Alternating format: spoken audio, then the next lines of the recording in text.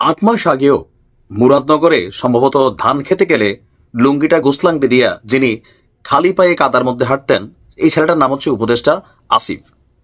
But 8 মাসের মধ্যে আমরা এই আসিফকে দেখছি যে লাল গালিচার মধ্যে কিভাবে তিনি আসলে সংস্কার আর কি খনন কার্যক্রম উদ্বোধন করেছিলেন।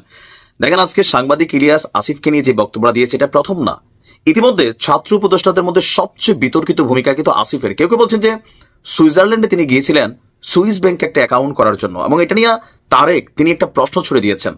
এরপরে আসিফের বাবার যে লাইসেন্সের ইস্যুটা, আসিফ ফেসবুকে যত বড় স্ট্যাটাস দেখ তার বাবা এতটা অবুঝ এটা পাগলও বিশ্বাস করবে না। নাম্বার 1। নাম্বার 2, কোন সেই ঠিকাদার যে তার বাবাকে প্রলোভন দেখাইয়া মানে এই লাইসেন্সটা করলো, সেই ঠিকাদারের ব্যাপারে আসিফ কি পদক্ষেপ নিয়েছে? তার উপরে তার উপদেষ্টার যে দুর্নীতির ফিরিস্তি বের হয়েছে সেটার পক্ষে আমরা দেখছি আসিফকে নিজের অবস্থান প্রকাশ করা। তো সবকিছু মিলিয়ে আমাদের ছাত্র উপদেষ্টাদের মধ্যে এখন পর্যন্ত যারা আছেন সবচেয়ে বেশি দুর্নীতির অভিযোগ কিন্তু আসিফের দিকে। কেউ কেউ বলছেন যে তার এপিএস যদি ভাই 300 কোটি টাকা প্লাস তার বিরুদ্ধে দুর্নীতির খবর আসে, তাহলে আসিফ কি 3000 কোটি টাকার কাছে মানে কামায় নাই?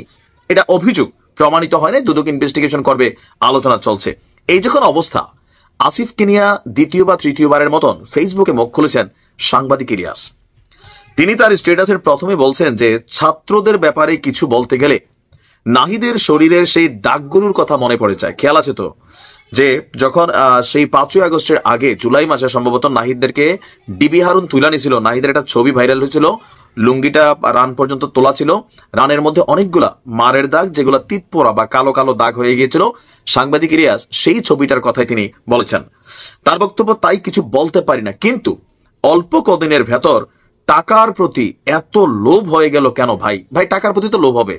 এখন ছাত্ররা মরছে, সাধারণ মানুষ মরছে, সেখান থেকে একটা ভূমিকা, আর টাকার হিসাবটা তো টোটালি আলাদা।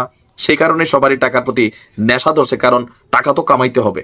কারণ সাংবাদিক ইলিয়াস কোন তথ্যের ভিত্তিতে বলেন তিনি ভালো জানেন, বাট তিনি কিন্তু বেশ কয়েকটা রিপোর্ট করেছেন যে রিপোর্টের এগেনস্টে আসিফ আবার হাসনাত্রে দিয়ে নাকি সাংবাদিক ইলিয়াসরা ফোনও দেওয়া হয়েছিল, যেরকম যেন তিনি বলা টলা না বলেন। এটা কিন্তু সাংবাদিক ইলিয়াস লাইভে বলছেন এই কথাগুলো। আচ্ছা, এরপর তিনি বলছেন বিশেষ করে আসিফের কার্যকলাপ দেখলে মনে হয় জীবনে টাকা কামানোর এই সুযোগ আর আসবে না মনে হয়। মাঝে মাঝে সাংবাদিক ইলিয়াসরাও আমার কাছে মনে হয় যে তিনিও কি বোঝেন না নতুন।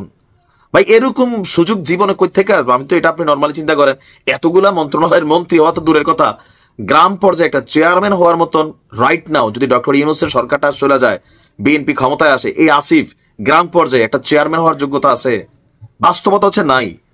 না আছে ফ্যামিলি ব্যাকগ্রাউন্ড, না আছে পলিটিক্যাল কোনো সুদীর্ঘ ক্যারিয়ার, বাট একটা পজিটিভ জায়গা তারা তৈরি করছিল। এমপি হতে পারতো, কিন্তু গেল কয়েক মাসে তার বাবা বিভিন্ন জায়গায় যেভাবে দান সাদাকার কথা বলছেন, আর আসিফ তার এই ক্ষমতার জায়গা থেকে তার এলাকায় যেভাবে উন্নয়নের কাজ সাহায্য করছেন, এগুলো তো কনফ্লিক্ট অফ ইন্টারেস্টে আসে তার জায়গা থেকে, তাই না?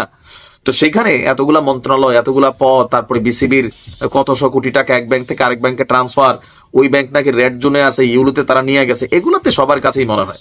আরো একটা বিষয়, তারেক যে অভিযোগটা তুলছিল যে সরকার পতনের পর একজন ব্যক্তিকে সম্ভবত আপনার মানে ছাত্ররা আটক করে সেনাবাহিনীর কাছে দিছিল, তার কাছে অনেক লক্ষ টাকা পাইছিল, সেই লোককে নাকি আবার 413 কোটি না জানি 297 কোটি টাকার আরেকটা অর্ডারের কাজ এই লোকটা পাইছে। তো কিভাবে পাচ্ছে? এটা আসিফের মন্ত্রণালয় থেকে যাচ্ছে। তো প্রশ্ন অনেকের যে কে কত খাচ্ছে, কারা কত নিচ্ছে। আমরা শুধু অভিযোগ শুনছি, এগুলো নিয়ে গণমাধ্যমে লিখতেছে না, ওইভাবে রিপোর্টও হচ্ছে না, বাট হবে, আজ হোক কাল হোক হবে। তবে এই জুলাই অভ্যুত্থানের পুরোটা স্পিরিটে নষ্ট করার জন্য সবচেয়ে বড় ভূমিকা এই ছেলেগুলো কিন্তু রাখছে। আজ হোক কাল হোক জাতি জানবে। এরপরে নির্লজ্জ রাজনীতিবিদদের মতো বলবে না না এগুলো আমাদের বিরুদ্ধে ষড়যন্ত্র। আবার আমরা যারা গান্ডু ফলোয়ার আছি প্রত্যেক রাজনৈতিক দলের, আমরা এগুলো মানবো না, যেটা ষড়যন্ত্র। সত্যমিত আল্লাহ ভালো জানেন। নিশ্চয়ই আসিফ তার এই বক্তব্যগুলোর ব্যাপারে তাকে যে চ্যালেঞ্জ জানানো হচ্ছে, নিশ্চয়ই তিনি জবাব দিবেন। ভালো থাকুন।